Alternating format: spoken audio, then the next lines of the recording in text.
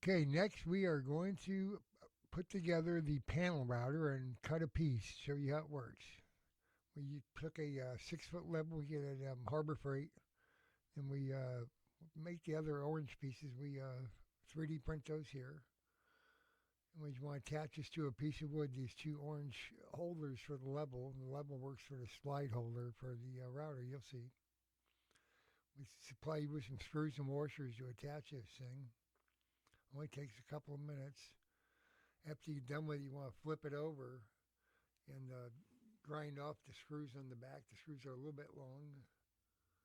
Make them a little long, give them better grip. The tips just don't work out on shorter tips going in the half-inch plywood. You could use thicker wood if you want. We just had some half-inch wood around. Most people do. Take it over the edge there so it doesn't go into the good tabletop. And seat the screws. Just seat them lightly. Just snug them up a little bit. I'm just putting one more screw in there.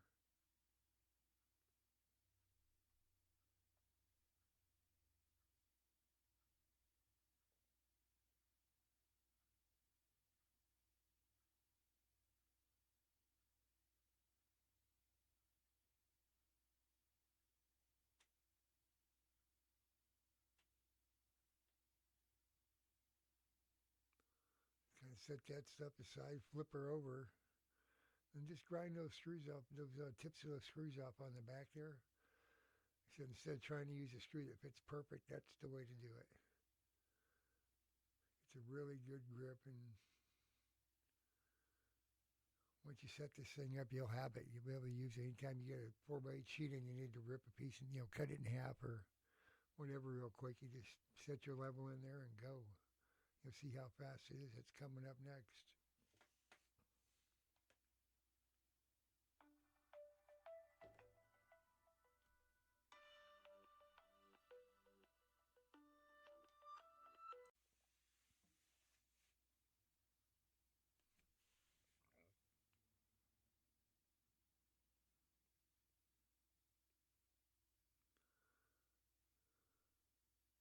It just slides right along there. You could just freehand it or put like the material up the edge of your table, clamp it, and use a tracer bit. We do that too on 8 foot lengths, 10 foot lengths. But for this is what you want. We've been using these for years. We used to make it out of fabricated out of aluminum. Now with the 3D printer, about 6.5 hours, and you have a really neat tool.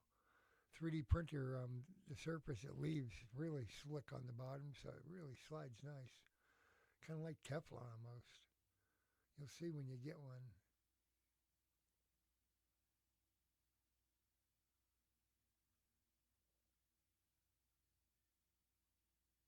All right, enough. It fits that Makita and it also fits a Harbor Freight. So there's two different deals that it fits that we've tested.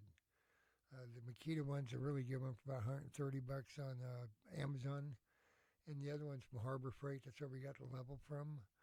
It was like 55 bucks. It works. We haven't used it actually, but it fits exactly the same. It's just a real snug fit. It doesn't have any hardware holding the router in place. You'll see it when you get it. Just push it in there. It's like just amazing how it fits in there so perfect. These 3D printers just do such a wonderful job. Set and level in place. Seat it in there. You see the gap between the level, the 1/8 inch for the material there.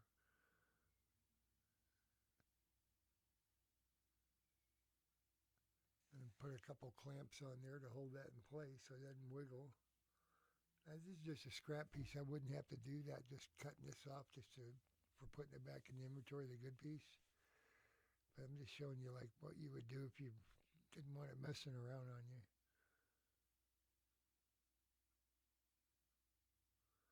And if you don't have room for a clamp like over there, you can just throw a couple weights or something to hold that in place. Put a screw right through it into the tabletop if you want, your tabletop.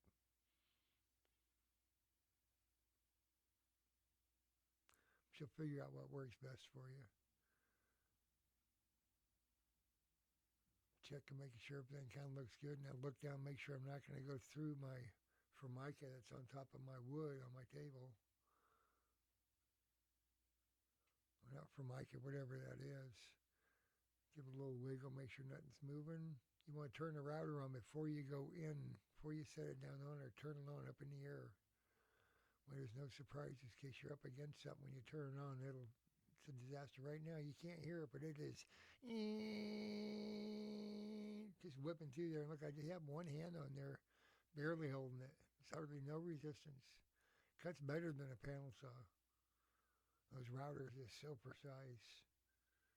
Really precise. No chips and stuff like that like you get from the panel saws.